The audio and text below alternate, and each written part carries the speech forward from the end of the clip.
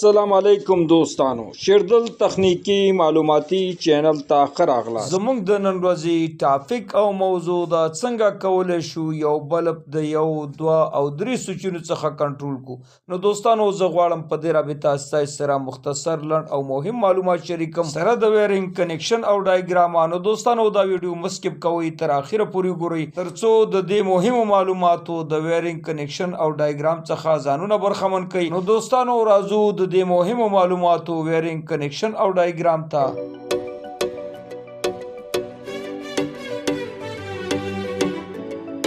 Ultra beats on the track.